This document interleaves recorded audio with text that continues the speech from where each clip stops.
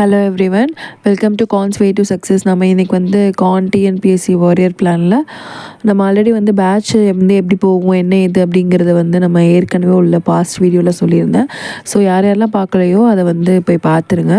Next வந்து cons way to சக்ஸஸில் இப்போ syllabus explanation பார்க்க போகிறோம். ஃபஸ்ட் அதை பார்த்துடலாம். Okay, let's move on to the topic. இப்போ நம்ம வந்து ஜஸ்ட்டு சிலபஸ் எக்ஸ்ப்ளனேஷன் பற்றி தான் பார்க்க போகிறோம். First syllabus explanation. இது வந்து குரூப் 4குள்ள சிலபஸ் தான் நான் இங்கே வந்து கொண்டு வந்து வச்சுருக்கேன். ஃபஸ்ட்டு வந்து குரூப் 4 பார்த்துடலாம், அதுக்கப்புறம் நம்ம குரூப் 2 போகலாம். ஃபஸ்ட்டு குரூப் 4ம் குரூப் 2ம் பெரிய விஷயம்லாம் ஒரு சின்ன சின்ன டாபிக்ஸ் வந்து குரூப் 2வில் ஆட் ஆகிருக்கும், லைக் எக்கனாமி அந்த மாதிரி இடத்துல. பட் ஸ்டில் வந்து ரெண்டும் ஒரே மாதிரி சிலபஸ் தான். ஸோ நம்ம எல்லாமே தான் கவர் பண்ணுவோம். So don't worry.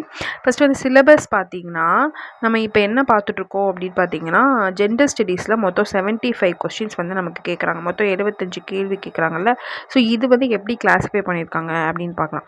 ஃபஸ்ட்டு நம்மளுக்கு இது வந்து ஃப்ரெஷ்ஷாக யார் தான் ஸ்டார்ட் பண்ணுறீங்க, எந்த ஒரு ஐடியாவுமே இல்லை அப்படிங்கிறவங்களுக்கு இது வந்து எக்ஸ்பிளைன் பண்ணுறேன். ஜஸ்ட்டு வாட்ச் பண்ணிக்கோங்க.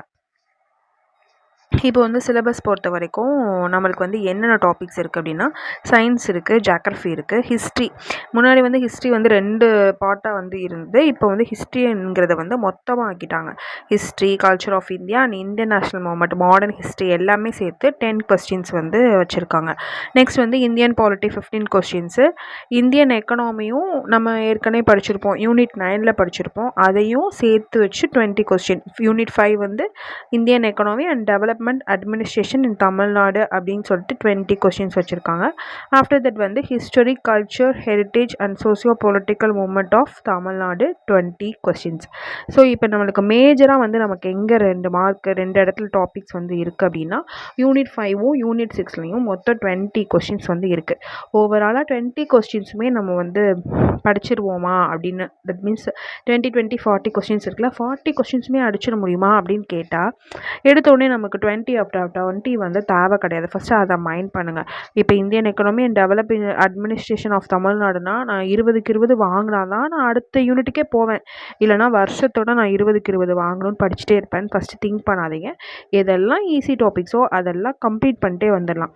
ஃபஸ்ட்டு இப்போ எக்கனாமி அப்படிங்கும்போது இதெல்லாம் எக்கனாமியில் ஈஸியாக இருக்கோ அதெல்லாம் முடிச்சுட்டு, மேபி டஃபஸ்ட்டு சில இதுக்கு கண்டென்ட்டே கிடைக்காது, மெட்டீரியல்ஸே கிடைக்காது, அதெல்லாம் ஒரு ஓரமாக வச்சுட்டு அடுத்த டாப்பிக்கு மூவ் ஆன் ஆகுங்க. That is very good idea. Okay, first வந்து இப்போ வந்து ஓவராலாக 75 மார்க்ஸ் எங்கெங்கேருந்து வருது அப்படிங்கிறத அவங்களே இப்போ கொடுத்துட்டாங்க.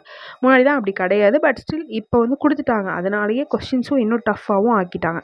ஸோ இப்போ வந்து நம்ம ஒரு 2 விஷயத்தை வந்து நம்ம இப்போதைக்கு ஓரம் கட்டி வச்சுக்கலாம். ஒன்று வந்து இது, இன்னொன்று வந்து இது. ஸோ இது 2யும் நம்ம இப்போதைக்கு தொடவே தேவையில்லை. நம்ம எதை வந்து ஃபோக்கஸ் பண்ண போகிறோம் அப்படின்னா, நம்ம வந்து ரொம்ப ஃபோக்கஸ் பண்ண போகிறது வந்து unit 3, unit 4, unit 5 and then unit 6. இப்போ வந்து இது எல்லாமே நம்ம மெயினாக ஃபோக்கஸ் பண்ண போகிற ஒரு 4 யூனிட்.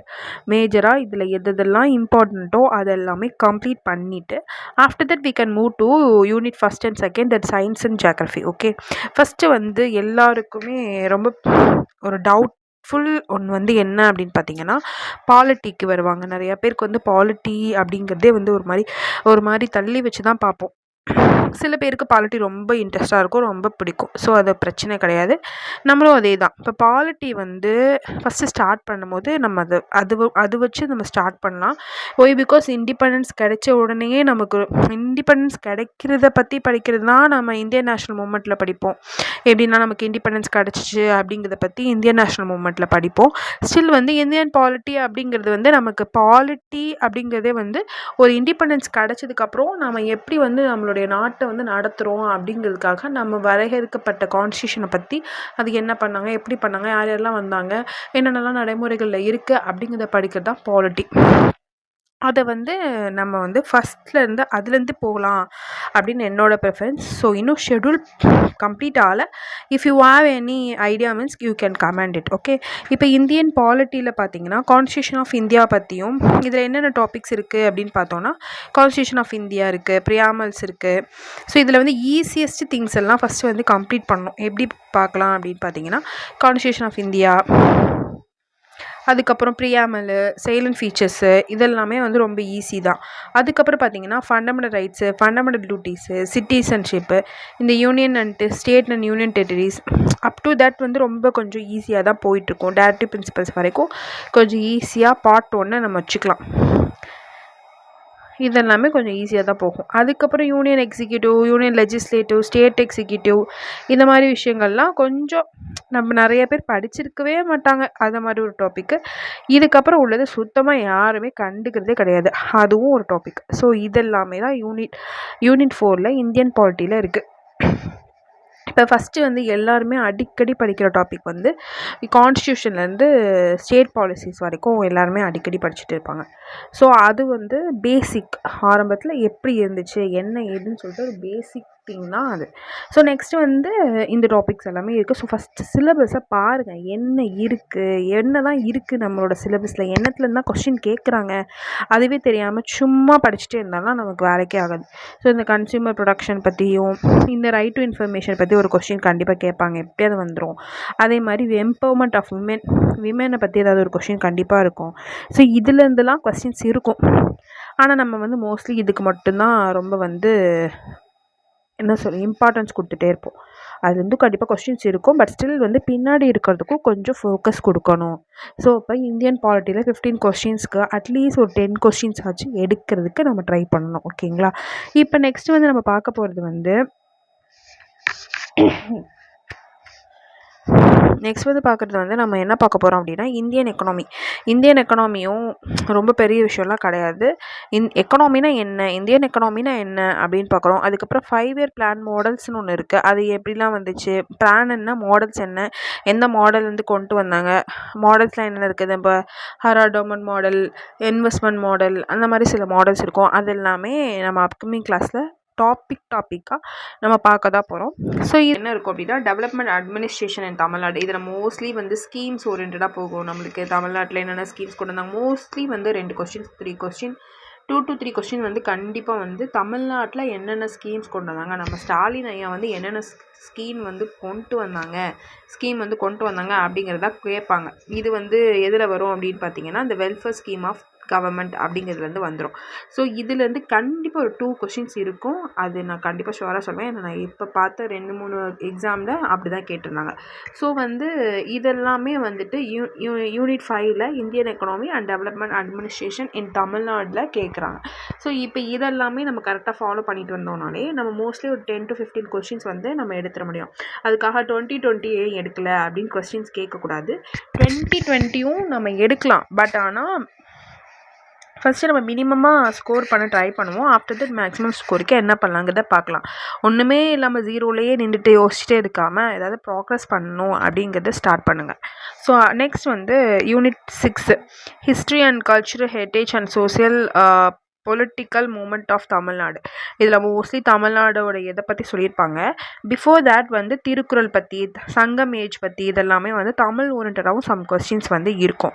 ஸோ இப்போ இதில் மோஸ்ட்லி வந்து ரொம்ப ரொம்ப முக்கியமான ஒன்று வந்து திருக்குறள் வந்து யூனிவர்சல் வேல்யூஸ் என்னென்ன சொல்லுது, ஹியூமனிட்டி பற்றி என்ன சொல்லுது அப்படின்னு சொல்லிட்டு திருக்குறளில் நம்ம படிக்க வேண்டியது இருக்குது.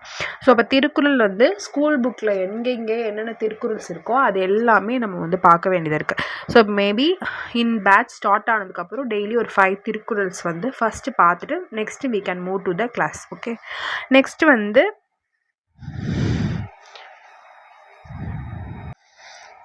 வந்து என்ன இருக்கும் அப்படின்னா பிரிட்டிஷ் வந்து எப்படி வந்துச்சு, தமிழக வீரர்கள்லாம் எப்படி சண்டை போட்டாங்க, எப்படிலாம் வந்து நம்மளுக்கு ஃப்ரீடம் ஸ்ட்ரகிளில் வந்து விமென்ஸ் எல்லாம் வந்து எப்படி வந்து நமக்கு ஹெல்ப் பண்ணாங்க, தட் மீன்ஸ் ஃப்ரீடம் ஃபைட் பண்ணாங்க. இது எல்லாமே வந்துட்டு நமக்கு இந்த யூனிட்டில் தான் இருக்கும். வேலு நாச்சியார் பற்றி இருக்கும், கட்டபொம்மன் பற்றி இருக்கும், எல்லாரையும் பற்றியுமே இந்த யூனிட்டில் தான் நம்ம அதிகமாக பார்க்க போகிறோம். ஸோ வந்து இதெல்லாம் மேஜர் திங் நம்ம சொன்னோம்ல. பாலிட்டி யூனிட் 5 யூனிட் 6 4, 5, 6 நம்ம கம்ப்ளீட் பண்ணாலே நமக்கு வந்து என்ன ஆயிரும் அப்படின்னா 50% ஜேஸ் வந்து கண்டிப்பாக கம்ப்ளீட் ஆயிரும். ஸோ அப்போ வந்து ஃபஸ்ட்டு இதெல்லாமே டார்கெட் பண்ணணும். ஃபஸ்ட்டு சிலபஸ் வந்து பிரிண்ட் போட்டுருங்க. பிரிண்ட் போட்டுட்டு உட்காந்து என்னெல்லாம் டாபிக்ஸ் இருக்குது, என்னெல்லாம் நமக்கு தெரியும், இதெல்லாம் எனக்கு தெரியாது அப்படிங்கிறத வந்து கிளாஸிஃபை பண்ணுங்கள். ஃபஸ்ட்டு வந்து சிலபஸை அனலைஸ் பண்ணுங்கள். புக் எடுத்து படிக்கிறதுக்கு முன்னாடி சிலபஸை வாங்கி ஒரு 4 நாள் உட்காந்து பாருங்கள். ஸோ இங்கே வந்து பார்த்தீங்கன்னா யூனிட் 3ல் வந்து நம்ம மோஸ்ட்டாக வந்து எதில் வந்து கான்சன்ட்ரேட் பண்ணணும் அப்படின்னா இந்தியன் நேஷ்னல் மூமெண்ட்லேருந்து 7 கொஸ்டின்ஸ் ஆச்சும் வந்துடும். ஏன்னா இந்தியன் நேஷ்னல் மூமெண்ட்டில் வந்து என்ன இருக்க போகுது அப்படின்னா இதே தான் அந்த பிரிட்டிஷ் ரூல் பற்றி என்னென்னா வந்துச்சு, பிரிட்டிஷ் யார் யார் வந்தாங்க, எப்படி ஃபைட் பண்ணாங்க, அந்த ஸ்டோரிஸ் எல்லாமே இருக்கும். அதுக்கப்புறம் லீடர்ஸ் பற்றி மோஸ்ட்லி நம்ம பார்க்குற மாதிரி இருக்கும். இந்தியன் நேஷ்னல் காங்கிரஸ் பார்த்துட்டு அதுக்கப்புறம் நம்ம லீடர்ஸ் இங்கே இருக்கிற எல்லா லீடர்ஸுமே நம்ம வந்து பார்க்கணும். இது வரைக்கும் நம்ம பார்த்துட்டாலே மோஸ்ட்லி மார்க்ஸ் வந்து நமக்கு கிடச்சிரும். ஸோ வந்து யூனிட் 3 பொறுத்த வரைக்கும் we have to spend more time in INM Indian national movement நல்லா பார்த்துட்டோம்னா 7 மார்க்ஸ் நமக்கு இருக்குது. 3 மார்க்ஸ் to 4 மார்க்ஸ் தான் அதிகபட்சம். 10 மார்க்ஸில் மேபி 6 மார்க்ஸ் ஆக்கி 4 மார்க்ஸ் ஆக்கலாம்ல. அவ்வளோ கம்மி கொஸ்டின்ஸ் தான் எதுலேருந்து வரப்போகுதுன்னா இந்த இண்டஸ் வேலி சிவிலைசேஷன், டெல்லி சுல்தான், முகல்ஸ் இதுலேருந்துலாம் வரும். ஓகேங்களா? ஐஎன்எம்லேருந்து தான் மோஸ்ட் ஆஃப் த கொஸ்டின்ஸ் வந்து வரப்போகுது. ஆனால் டெஸ்ட்டு எங்கே வைப்பாங்கன்னா அங்கே தான் வைப்பாங்க. அந்த 4 கொஸ்டினுமே சவுத் இந்தியன் ஹிஸ்ட்ரியிலேருந்தும் நமக்கு யாருன்னே தெரியாத ஒரு 4 பேர்லேருந்து தான் கேள்வியே வரும். ஸோ அதனால் மோஸ்ட்லி வந்து ஐஎன்எம் கொஞ்சம் பார்த்துட்டு அதுக்கப்புறமா அந்த ஹிஸ்ட்ரி ஸ்கூலெல்லாம் போகலாம். ஸோ இதெல்லாமே வந்து நமக்கு வந்து ஜிஎஸ்சில் வந்து இருக்குது. ஸோ ஜிஎஸ் வந்து மோஸ்ட்லி வந்து யாருக்குமே எந்த ஒரு ஐடியாவுமே இல்லாமல் இருக்கிறவங்க start with polity or else INM இதுலேருந்து ஸ்டார்ட் பண்ணுங்கள். இல்லைனா ஐஎன்எம்லேருந்தே ஸ்டார்ட் பண்ணி நம்ம போகலாம். ஸோ மென்ஷன் பண்ணுங்கள், கமெண்ட் பண்ணுங்கள் நம்ம எதுலேருந்து போகலாம் அப்படின்னு சொல்லிட்டு we can make it. Okay next வந்து ஆப்டிடியூடை பொறுத்த வரைக்கும் என்ன அப்படின்னு பார்த்தீங்கன்னா ஜஸ்ட்டு 2 கேட்டகரியாக பிரித்து காட்டியிருக்காங்க. முன்னாடியும் இதே தான் இருந்து பட் ஸ்டில் பிரித்து காட்டியிருக்காங்க. என்னென்னா ஆப்டிடியூட்லேருந்து 50 கொஸ்டின்ஸும் ரீசனிங்லேருந்து 10 கொஸ்டின்ஸும் சொல்லியிருக்காங்க. ஆப்டிடியூடுங்கிறது மோஸ்ட் ஈஸி தான். இந்த ஏரியா வந்து எங்கே கஷ்டமாக இருக்கும் அப்படின்னு பார்த்தீங்கன்னா சிம்பிள் இன்ட்ரெஸ்ட்க்கு ஈஸி தான். இந்த compound interest, area, volume, time and work maybe டஃபஸ்ட்டாக தெரியும். பட் ஆனால் உள்ளே போய் பார்த்தா அதுவுமே ஈஸி தான். ஸோ இந்த 15 மார்க்குங்கிறது கொஞ்சம் ஈஸி. இந்த இதில் வந்து இந்த நம்பர் சீரீஸு, ஸோ லாஜிக்கல் கொஸ்டின்ஸுக்கெல்லாம் ரொம்ப அப்படி பேராவாக கொஸ்டின்ஸ் கேட்பாங்க. ஸோ அங்கே தான் நமக்கு வந்து கொஞ்சம் டஃப்பு. ஸோ ஹியர் மேக்ஸுக்குமே நம்ம வீடியோ போஸ்ட் பண்ணுவோம். ஸோ அதை பார்த்து நீங்கள் கொஞ்சம் கிளாரிஃபை அடைஞ்சிக்கோங்க. ஸோ பார்த்துக்கலாம், மேக்ஸ் ஒன்றும் பிரச்சனை இல்லை. நெக்ஸ்ட் வந்து தமிழில் வந்து இலக்கணத்துலேருந்துமே மொத்தம் 25 கொஸ்டின்ஸ் வந்து கேட்குறாங்க. இது எல்லாமே வந்து நம்ம வந்து பார்க்க வேண்டியது. தமிழில் வந்து பிரித்தெழுதுக, சேர்த்தெழுதுக, சந்திப்பிழை. ஸோ பார்க்கும்போது எல்லாமே ஈஸிங்கிற மாதிரி தான் இருக்கும். ஆனால் அந்த இடத்துக்கு போய் பார்த்தோன்னா இந்த அயற்சொல் இதெல்லாம் பார்க்கும்போது ஈஸியாக இருக்கும். படிச்சுட்டே இருந்தாலுமே என்ன தெரிஞ்ச விஷயம் தானே அப்படிங்கிற மாதிரி தான் இருக்கும். ஆனால் கொஸ்டின் கேட்டு வச்சுருப்பான் ஆதி காலத்தில் இருந்தெல்லாம். ஸோ அதான் இங்கே ட்விஸ்ட்டு தமிழை பொறுத்த வரைக்கும். அதுக்கப்புறம் சொல்லதிகாரம் இங்கே என்னென்ன இருக்குதுன்னு ஒன் டைம் ரீட் பண்ணி பாருங்கள். எழுத்து திறன். ஸோ வந்து தமிழ் வந்து இப்போதைக்கு நம்ம ஷெட்யூலில் போகல. After new year we go to Tamil. Okay, அது வரைக்கும் ஜிஎஸ் தான் பார்க்க போகிறோம். ஸோ அதனால் பேனிக் ஆக தேவையில்லை. ஸோ வந்து இங்கே கலைச்சொற்கள் அப்படிங்கிறது வந்து நம்ம என்ன பண்ணோம் அப்படின்னா அந்த ஸ்கூலுக்கு பின்னாடி உள்ள சொற்களும் அந்த இதில் உள்ள கொஸ்டின்ஸுமே பார்த்துட்டு இருந்தோம்ல, அந்த கவர்மெண்ட் சைட்லேருந்து சம் ஆஃப் கலைச்சொற்கள்லாம் வந்து எக்ஸ்பிளைன் பண்ணாங்க, கொடுத்தாங்க. அதை தான் நம்ம பார்த்துட்டே இருந்தோமே தவிர்த்து நம்ம வந்து ஸ்கூல் புக்லேயுமே அந்த சோசியல் சயின்ஸ்லேயே சில கலைச்சொற்கள் இருக்குது. அதை கூட கொஸ்டினில் கேட்டு வச்சுருந்தாங்க. ஸோ அதனால் எல்லாமே நம்ம படிக்கணும், டாப் டு பாட்டம். அது ரொம்ப முக்கியமாக இருக்குது இப்போது. அதுக்கப்புறம் வாசித்தல் புரிதல் இருக்கிறதே ரொம்ப ஈஸியான ஒன்று என்ன தெரியுமா? இந்த வாசித்தல் புரிதல் இருக்குல்ல, இதுலேருந்து நமக்கு வந்து ஒரு பத்தியை கொடுத்து ஒரு 5 கேள்வி கேட்பான். அங்கே தான் நம்ம ஒரு 5 மார்க் அப்படியே எடுப்போம். ஸோ அதை வந்து ரொம்ப ஈஸியஸ்ட் திங்காக கொடுத்துருப்பாங்க. அது வரைக்கும் நம்ம வந்து கொஞ்சம் ஹாப்பியாக ஃபீல் பண்ணிக்கலாம். இங்கே வந்து திருக்குறள் கொடுத்துருக்காங்கல்ல, இதெல்லாம் 20 அதிகாரங்கள் மட்டும் சொல்லியிருப்பாங்க. அதை நம்ம படிக்கவே மாட்டோம்.